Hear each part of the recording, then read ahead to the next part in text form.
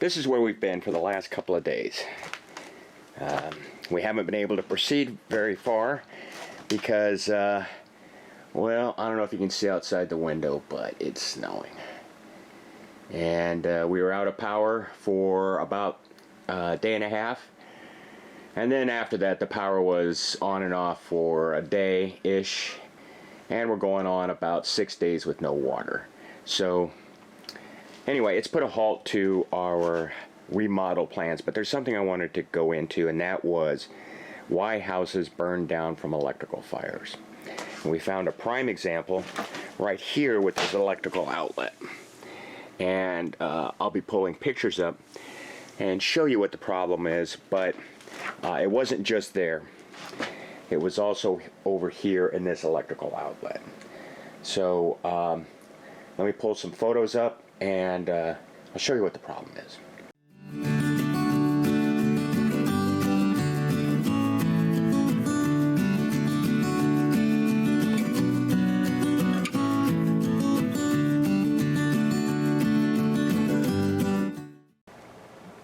So as you know, I have a northern location and I have a southern location.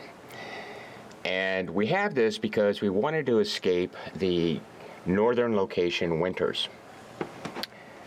This is our southern location.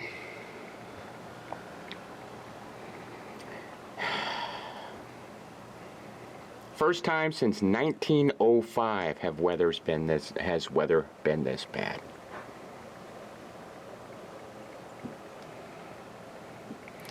Well, let's get back to work. Electrical fires in houses. Completely avoidable if you do it right. It could be something massive like lightning hitting a house. Technically electrical, because it couples with the electric system and the wiring in the house, starts a fire, and right down the street here, a house burnt to the ground. But the most common problem is after a house is built and just too much stuff plugged into an outlet with cords under rugs. And however, let's take a step back. When the house was built, or let's say when someone came in and did some electrical work, if it's not done right, it's not safe. Okay? We're remodeling here, and I found a couple examples. I found two that I'm going to note today, and I'm going to be putting photos up and showing them. So I'm going through. I'm ripping the drywall out and everything. To get the drywall out, you got to pull your electrical outlets out. Pull them out, stretch them out, get the drywall out, put them back. I noticed something. Electricians install these by the thousands, by the tens of thousands. They're common. Look around your room. You'll see 4 in a room. Safe if done correctly. Not safe if not done correctly. I'm going to show you some photos here, but the bottom line comes down to do a good job. I mean, you can overdo it, but that's not going to hurt anything. An extra minute per outlet, that's all it takes, and you've done a good job. Take that second look, wrap it in electrical tape, put it away. If someone comes in and says, hey, you didn't need to do that, you know what? Just move on, okay? You're the one that has to sleep at night, so do a good job, especially if you're doing it at your house and it's your family sleeping in there. Even if it's not your family, someone's going to be sleeping in that house, so do a good job. So let's take a look at these photos. Okay, I'm not a good video editor.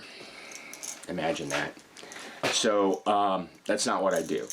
But I've taken some photos and I want to kind of walk through, and I'll have to do it from memory because I don't have them up right now while I'm making the video, of what I found. I pull an electrical outlet out, and on an electrical outlet, it's got these screws on the side, okay? You can wrap your wire around that, or you could stick it in these holes in the back. On these two particular outlets, it's stuck in the back. That's fine, that's what it's for. But what you have to do afterwards is this screw, you have to run the screw in. okay? If you don't run the screw in, it's going to be sticking out, okay? The boxes in this house are metal, and they're grounded. And this screw sticking out here, the brass one, is hot.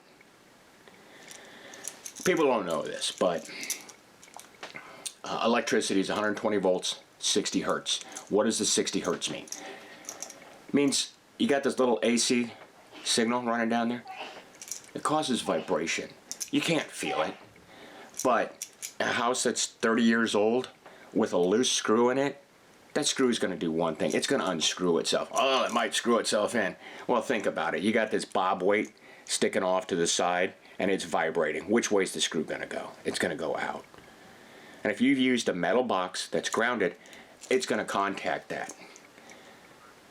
If you don't think it can't happen, look at these photos.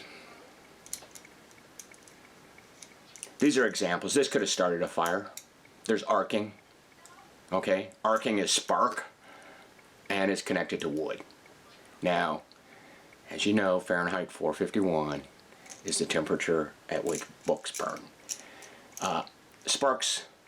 Arcing sparks are hotter. So, it could have started a fire. It could have burnt the house down. We were fortunate. It didn't. Okay? The correct way to install these, push them in the back, no exposed wires, right? Run the screws in, tighten them down. Tighten them down. Take your electrical tape, couple loops, you're done. Now you've done a couple of things. You provided an insulator, it's electrical tape, and you've mitigated the vibration. You've dampened the vibration, okay? Those screws aren't going to come out. Now, if you're lightning at your house, I can't help you with that. But it's a minor little thing, you know? It's the small things. And if you're going to focus on perfection, not just progress, this is an area you might want to focus on getting it perfect.